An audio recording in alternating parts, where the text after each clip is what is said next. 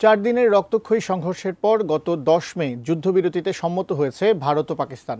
এমন পরিস্থিতির মধ্যেই পাকিস্তানের ভূয়সী প্রশংসা করলেন মার্কিন প্রেসিডেন্ট ডোনাল্ড ট্রাম্প। তবে ভারতের প্রশংসা করা তো দূরের কথা, উল্টো মোদি সরকারের তীব্র সমালোচনা করলেন রিপাবলিকান এই প্রেসিডেন্ট। বিস্তারিত জানাচ্ছেন শেখ ফরিদ।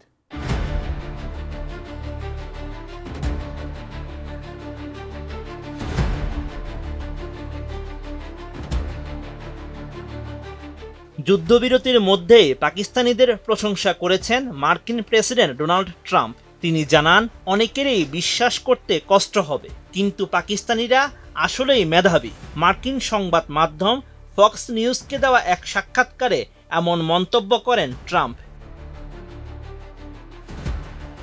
ওই সাক্ষাৎকারে ভারত পাকিস্তান যুদ্ধ নিয়ে মার্কিন প্রেসিডেন্ট জানান, উভয় দেশই একে অপরের প্রতি চরমভাবে ক্ষুব্ধ ছিল।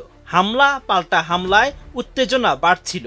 একের পর এক ড্রোন ও ক্ষেপণাস্ত্র হামলা চলছিল। উভয় দেশই সর্বোচ্চ শক্তি দিয়ে আঘাত করছিল। পরিস্থিতি এমন এক পর্যায়ে পৌঁছে গিয়েছিল যেখানে পরমাণু অস্ত্র ব্যবহারের আশঙ্কা তৈরি হয়েছিল। শান্তি প্রতিষ্ঠার ক্ষেত্রে নিজের ভূমিকা নিয়ে ট্রাম্প জানান, পাকিস্তানের সঙ্গে দারুণ আলোচনা করেছে যুক্তরাষ্ট্র। জানেন তো, এটা দুপক্ষের ব্যাপার। ভারতকে নিয়ে তিনি আত্মবিশ্বাসী ছিলেন, আর পাকিস্তানের সঙ্গেও তিনি বাণিজ্য নিয়ে কথা বলেছেন। উভয়ই ওয়াশিংটনের সঙ্গে বাণিজ্য নিয়ে খুব আগ্রহী, আর শত্রুতা বন্ধ ও শান্তি প্রতিষ্ঠার জন্য বাণিজ্যকে হাতিয়ার হিসেবে ব্যবহার করেছেন তিনি।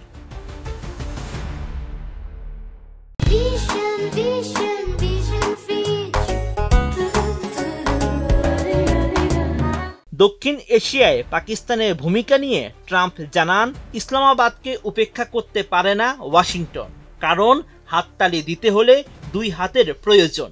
এ সময় তিনি আরও জানান, পাকিস্তানে এমন অনেকের সঙ্গে তিনি ভালো সম্পর্ক রেখেছেন যা অনেকেই বিশ্বাস করতে পারবে না।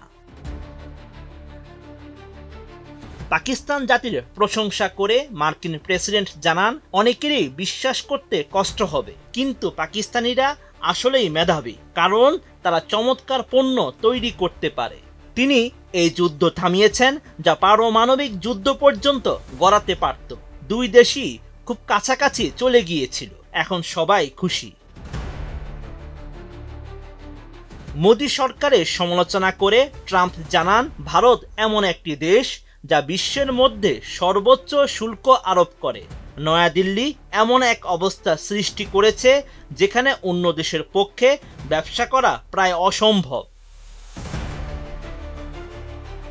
Sheikh Farid, ATN news.